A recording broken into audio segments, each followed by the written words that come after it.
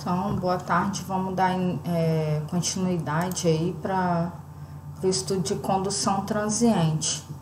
Vamos supor então nesse exemplo aqui em que você tem um oleoduto e aí, considerando aqui, estou aproximando a espessura do tubo para uma parede plana, ok? Nesse caso. E esse oleoduto, a parede externa dele está totalmente isolada. Ele tem uma espessura de 40 milímetros. Passa um óleo aqui a 60 graus, com coeficiente convectivo de 500 watts por metro quadrado graus Celsius, e a temperatura inicial da parede, né, do tubo, está a menos 20 graus Celsius. A condutividade desse tubo é de 300 watts por metro Kelvin. E aí questiona-se qual é a temperatura na posição 0. Então, 0 aqui no caso é na parede isolada, ok? Na externa aqui. Qual a temperatura nessa posição em 8 minutos? Bem, então, após 8 minutos de passagem de óleo aqui a 60 graus Celsius, qual a temperatura atingida lá na parede externa aqui que está isolada? Bem, então para essa questão, a primeira coisa que a gente teria que resolver seria o valor de Biot, né? Porque sabendo-se o número de Biot, a gente sabe que se ele der muito menor que 0,1, a gente pode adotar o método da capacitância global para um caso de estudo de transiência, né? Como é esse caso aqui, em que você está com uma temperatura inicial do tubo de menos 20 graus Celsius e espera-se que atinja o equilíbrio a 60 graus Celsius. Bem, então, quando você calcula o número de Biot aqui, H vezes L sobre K, você tem um H de 500, um L de 40 milímetros, né? 40 vezes 10 a menos 3, passando para metro aqui, e a condutividade de 300 watts por metro Kelvin. Isso aqui dá aproximadamente 0,3. E aí isso é maior que 0,1. Então você não pode adotar o método da capacitância global. E aí não tem jeito. Qual que é o recurso que você vai utilizar? Você tem que resolver, nesse caso, a equação de difusão de calor, que aqui no caso é transiente, né? D ao quadrado de T, d x ao quadrado, é igual a 1 alfa d T dt. Então, para poder solucionar essa equação de difusão de calor, né, considerando unidimensional sem geração de calor, a gente vai ter que ter uma condição inicial e duas condições de contorno. Então, nesse caso, a nossa condução transiente aqui vai ser igual, né, a uma parcela que você vai precisar resolver para a condição inicial e uma parcela de condição de contorno. Para poder ficar mais fácil, a gente adimensionaliza essa situação. Então, a dimensionalização aqui, eu estou chamando θ asterisco da razão entre a temperatura que eu estou analisando aqui ao longo da parede, menos T infinito, se estiver passando um fluido aqui ou imerso no ar mesmo, T infinito, TI, que é a temperatura inicial, menos T infinito. X asterisco é o X, a posição qualquer que eu estou analisando aqui, de 0 a X para a esquerda, sobre L, que é o comprimento total da espessura.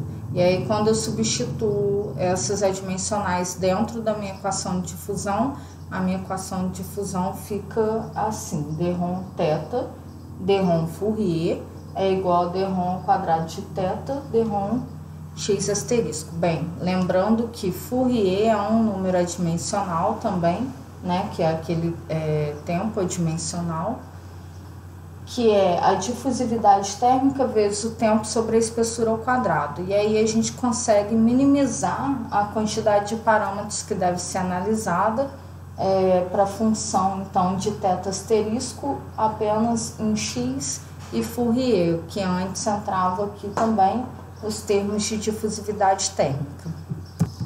Então, a gente soluciona, né, essa equação para determinados casos. Vamos supor, o caso que a gente estava vendo da solução exata de uma parede com convecção. Então, aqui no caso, eu tenho uma parede onde as superfícies, né, da esquerda e da direita dessa parede, estão passando por tem um fluido aqui com um coeficiente convectivo qualquer e de mesma temperatura. Então, o que está acontecendo, né? A temperatura no centro dessa espessura não varia, ou vai ser a temperatura máxima ou a mínima, dependendo da temperatura desse fluido aqui em relação à temperatura inicial da superfície. Bem, então, para poder resolver a equação de difusão de calor, você precisa de duas condições de contorno e uma condição inicial. A condição inicial, no caso, supondo que você conheça a temperatura inicial do seu sólido, né, da sua parede, então você tem que θ x asterisco, ou seja, para qualquer posição, né, x asterisco, x sobre L, no tempo inicial é igual a 1, porque a temperatura que você está analisando é igual a TI, então seu θ asterisco fica TI menos T infinito sobre TI menos T infinito, que dá 1. E as condições de contorno?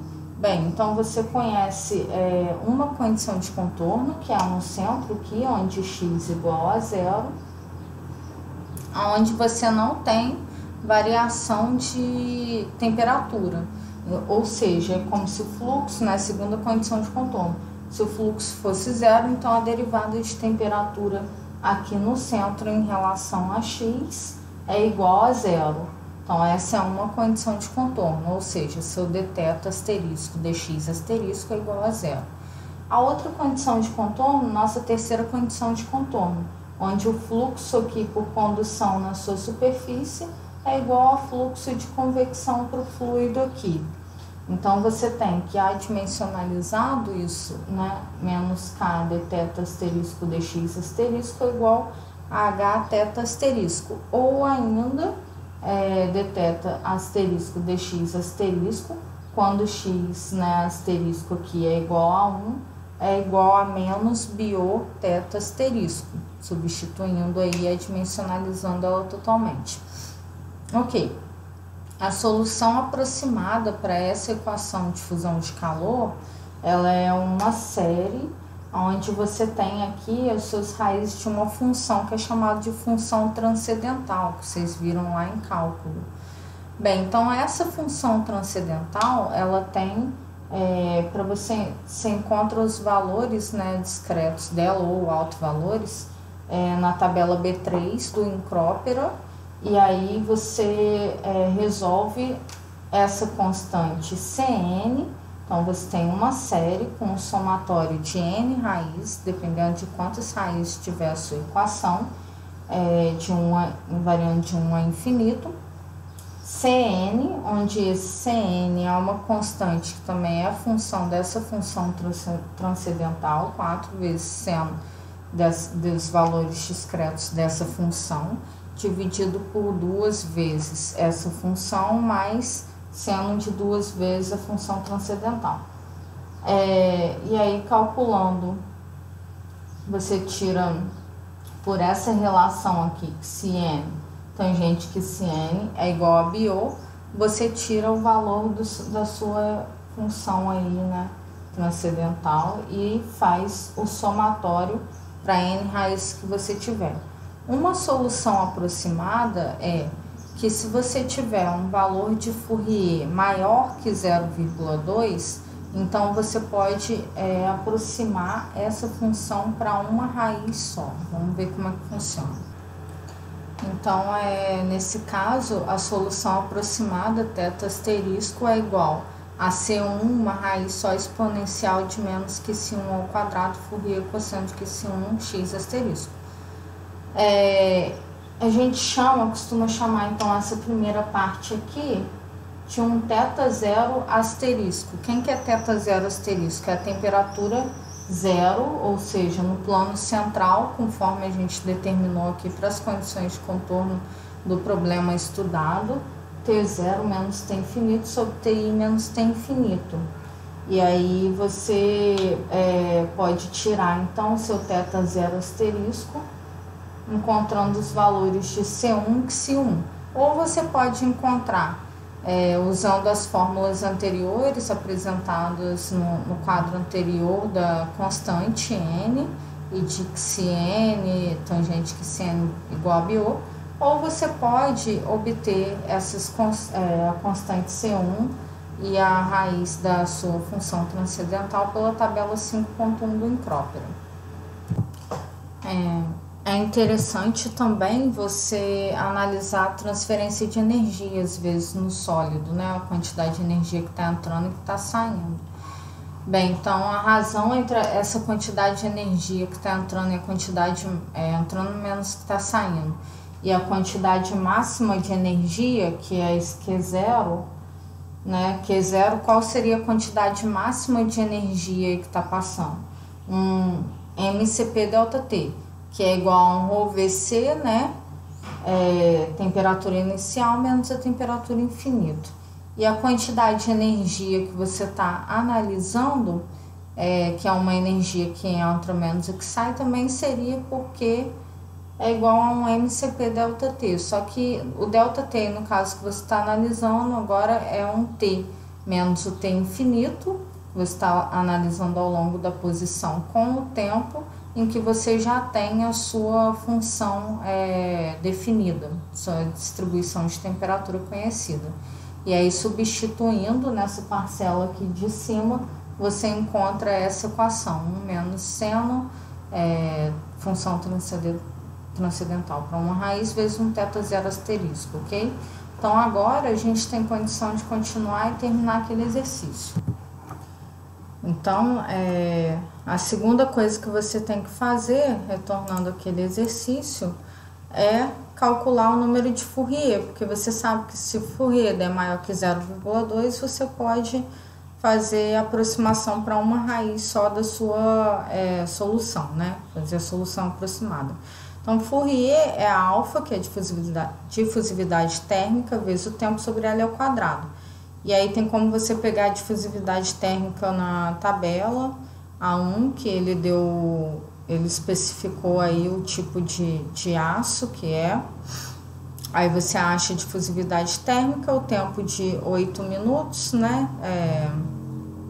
Se atentar que a difusividade térmica está em segundo, então passar o tempo para segundo, sobre L ao quadrado. E você vai achar aí, no caso, um número de Fourier igual a 5,64, que é maior que 0,2.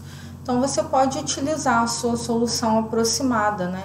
E a solução aproximada, no caso, θ asterisco é igual a um θ0 asterisco cosseno de uma raiz x asterisco.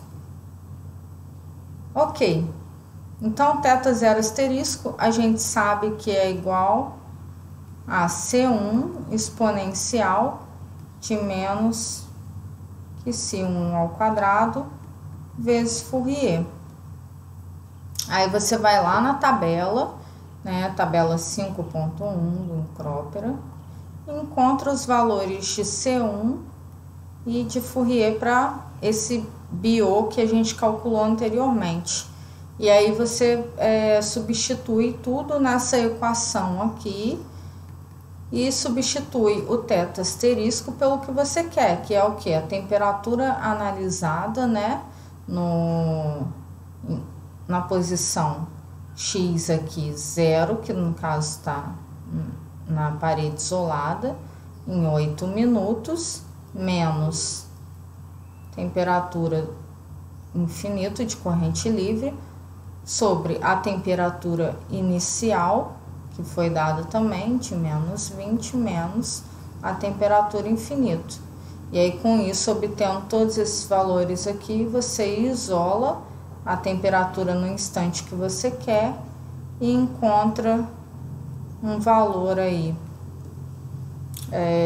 na tabela 5.1, que C1 é 0,531 e C1 1,047. Bem, você encontra um valor aí de temperatura aproximadamente 43 graus Celsius, que está coerente aí com a resposta, né? Ok?